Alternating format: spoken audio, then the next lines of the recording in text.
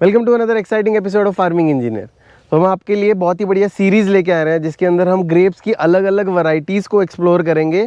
तो आज की सीरीज़ होने वाली है फ्लेम सीडलेस। ये वैरायटी के ऊपर थंबनेल देख के आपको पता चली गया होगा।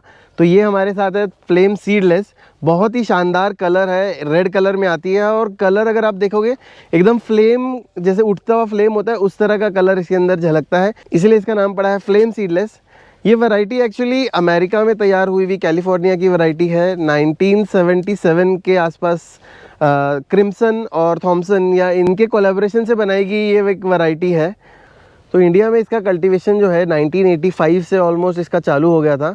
और अभी जहां हम खड़े हैं ये महाराष्ट्र में सांगली डिस्ट्रिक्ट में पलूस नाम का एक गांव है, यहाँ पे इसका ये पूरा प्लॉट आपको देखने को मिलेगा। हाल फिलहाल के दिनों में ये वैरायटी को बहुत ज़्यादा इम्पोर्टेंस और बहुत ज़्यादा डिमांड आ रहा है, क्योंकि यूरोप में ज़्यादातर लोग कलर का वैरायटीज़ जो है वो पसंद कर रहे हैं। वैसे ही इंडिया में भी इसकी डिमांड काफ़ी बड़ी, क्योंकि बहुत ही बेनिफिशियल है ये कंज्यूम करने के लिए। अगर कंज्यूमर के तौर पे देखें तो काफ़ी सारे एंटीऑक्सीडेंट्स हैं ये। अगर आप सिर्फ गूगल भी करके देखोगे, इसका नाम है फ्लेम सीडलेस, तो फ्लेम सीडलेस का एक बार गूगल ज़रूर करना, उसके हेल्थ बेनिफिट्स, तो आपको पता चलेगा कि हार्ट डिजीज़ के लिए, कैंसर प्रिवेंशन के लिए, आपका जो बाउल मूवमेंट है, आपके इसके अंदर फाइबर्स होने की वजह से एसिडिटी कंट्रोल कर रहा है, डाइजेशन का जो प्रॉब्लम है वो सारे सॉल्व हो रहे हैं। तो बहुत सारी हेल्थ बेनिफिट्स हैं इसकी। हमारा जो आज का पर्टिकुलर वीडियो है वो होने वाला है कि ये ग्रो कैसे हो रहा है, इसके लिए क्या अलग अलग स्टेजेस होती हैं और फिर इसको पहचानेंगे कैसे। तो सबसे पहले अगर आप पहचानना ही चाहते हैं तो कलर से ही आप इसको पहचान सकते हैं। फ्लेम सीडलेस, फ्लेम की तरह इसका कलर आपको दिखेगा। ये ना ब्लैक हो जाएगा ना उसको ग्रीन में रहने वाला है, ये सेम ही कलर इसका हार्वेस्टिंग के टाइम पे आएगा। सबसे इम्पॉर्टेंट क्या है कि आप ऊपर वाली बेरी खाइए या नीचे वाली बेरी खाइए, आपको ये पूरा का पूरा स्वीट ही मिलने वाला है। चाहे अगर हल्का थोड़ा ग्रीन भी है या हल्का थोड़ा डार्क भी हो जाता है इस कलर का तो भी कोई प्रॉब्लम नहीं, स्वीटनेस में उसमें कोई डिफरेंस नहीं आने वाला है। तो ये वैरायटी है फ्लेम सीडलेस। इसके बारे में मैं पहले आपको बताता हूँ। 1 एकड़ का पूरा प्लॉट है। 8 फुट का जो डिस्टेंस है वो इस तरह का 8 फुट है, और अगर प्लांट टू प्लांट देखेंगे ये साइड में तो आपको 5 फुट का डिफरेंस है। तो इस तरह के पूरे प्लांट्स हैं यहाँ पे। और ये सिंगल वरांडा है। सिंगल वरांडा मतलब प्लांट नीचे से ऊपर आया, फिर एक इधर स्टेम चली गई, एक इधर स्टेम चली गई, और जितनी भी जो इसके स्टेम्स छोटी छोटी आई है वो उन्हें आधी स्टेम्स को इस साइड में इन तारों के ऊपर सपोर्ट किया गया, आधी स्टेम्स को उस साइड में।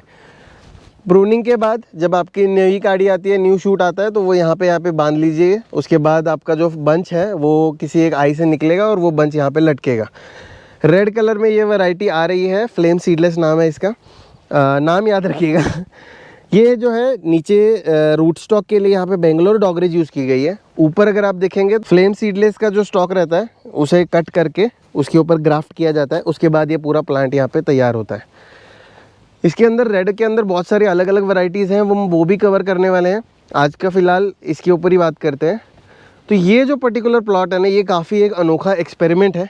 तो हमारे यहाँ पे एक बेहतरीन कंपनी है ऋषि एग्रो इंडस्ट्रीज़ बोल के, तो इनके एक्सपेरिमेंट्स तो लाजवाब होते हैं बहुत सारे। ये वाला जो एक्सपेरिमेंट है इसमें इन्होंने क्या किया है, इन्होंने कंटिन्यूस हार्वेस्टिंग की है। ग्रेप्स में हमारे यहाँ पे होता क्या है बताता हूँ। आप अप्रैल में उसको फाउंडेशन प्रूनिंग करते हैं। फाउंडेशन प्रूनिंग मतलब क्या, तो ये सारी जो काड़ी है इनको यहाँ से कट कर देते हैं, फिर ये पूरा प्लांट ऐसा नंगा हो जाता है। उसके बाद नए शूट्स आते हैं, फिर पूरी तैयारी वापस से स्टार्ट होती है। और जो अगला ग्रेप्स है वो आता है अक्टूबर में उसकी कटिंग के बाद, यानी नवंबर में ऑलमोस्ट उसका ग्रेप्स निकलना चालू हो जाता है। बट यहाँ पे इन्होंने क्या किया है, इन्होंने जो पहली छाटनी करने के बाद फाउंडेशन प्रूनिंग को न करते हुए जो स्टेम्स उनकी तैयार थी उन्हीं को उन्होंने कट किया। अगले 3 महीने में वहीं से बंच आना चालू हो गए। जैसे ही वो बंच हुआ उन्होंने यहाँ से कट कर दिया, फिर नेक्स्ट जो आई थी उससे वापस से उन्होंने क्रॉप लिया। यानी कंटिन्यूस हार्वेस्टिंग वो करते हैं और बहुत ही बढ़िया ईल्ड आ रहा है उनको। मतलब साल में अगर किसान एक बार क्रॉप ले रहा है तो ये लोग 2 बार उसका फ़ायदा उठा रहे हैं, 2 बार क्रॉप ले रहे हैं। मैनेजमेंट काफ़ी अच्छा है, सीखना पड़ेगा आपको ये चीज़ें करने के लिए। ऐसे हवा में बोल के नहीं होगा कि कट कर दिया माल आ जाएगा, क्योंकि उसको मेंटेन करना, उसके प्लांट्स की क्या नेसेसिटीज़ हैं उसे देखना, उसे क्या क्या किस स्टेज पे कौन कौन सा न्यूट्रिएंट प्लांट को देना चाहिए वो समझना बहुत ज़रूरी है। इसमें टाइम लगेगा बट ऐसा भी पॉसिबल है, ये इन्होंने करके दिखाया है यहाँ पे।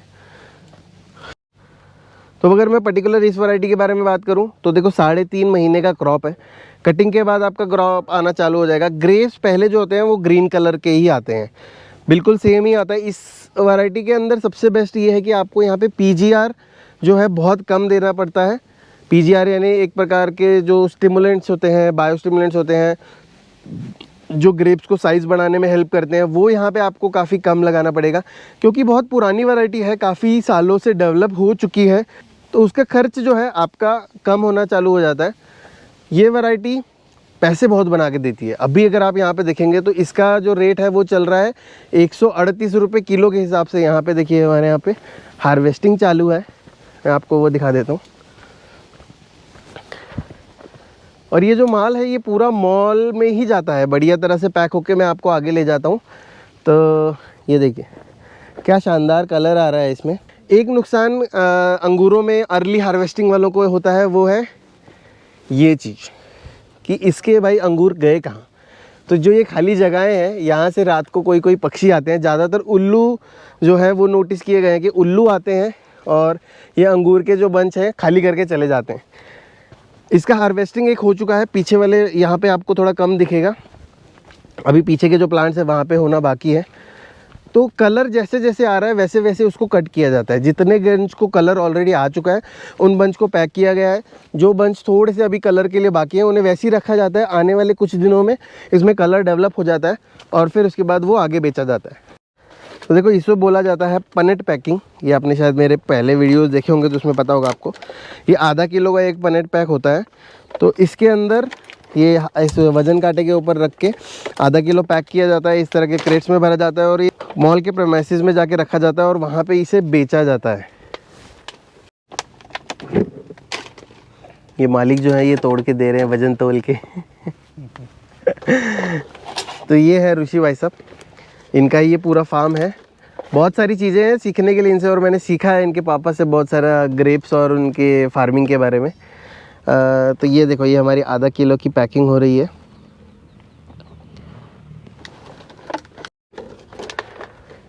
तो ये है हमारा फ्लेम सीडलेस।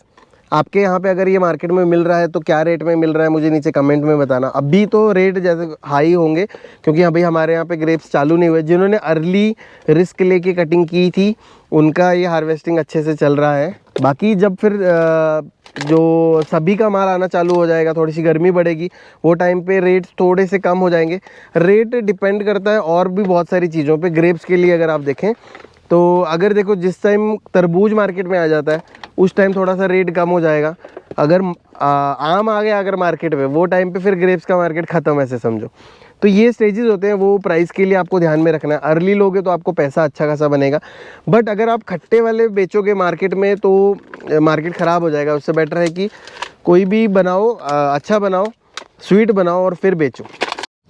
तो अगर आप मार्केट में जाओगे, मॉल में जाओगे और आप फ्लेम सीडलेस देखोगे तो एक चीज़ ज़रूर नोटिस करना। अगर आप बिल्कुल ये मत सोचना कि नीचे से थोड़ा रेड है ऊपर से थोड़ा ग्रीन है तो ये खट्टा होने वाला है, ऐसा बिल्कुल भी नहीं है। आप इसमें डार्क कलर लीजिए या लाइट कलर लीजिए, कोई फ़र्क नहीं पड़ रहा उसमें। थोड़ा सा ग्रीन कलर भी लगेगा तो भी कोई फ़र्क नहीं पड़ रहा, वो ग्रेप आपका मीठा ही होने वाला है। ये वैरायटी की स्पेशलिटी है, इसका कलर ये ऐसा ही रहता है, इसीलिए इसे फ्लेम बोला जाता है। नहीं तो या फिर इसे पर्पल बोल सकते थे, इसको पूरा रेड बोल सकते थे, इसको ब्लैक बोल सकते थे, मगर वैसा नहीं है।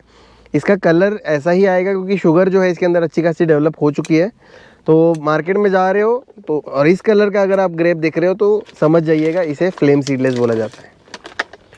तो मिलते हैं अगले वीडियो में, तब तक के लिए बाय बाय।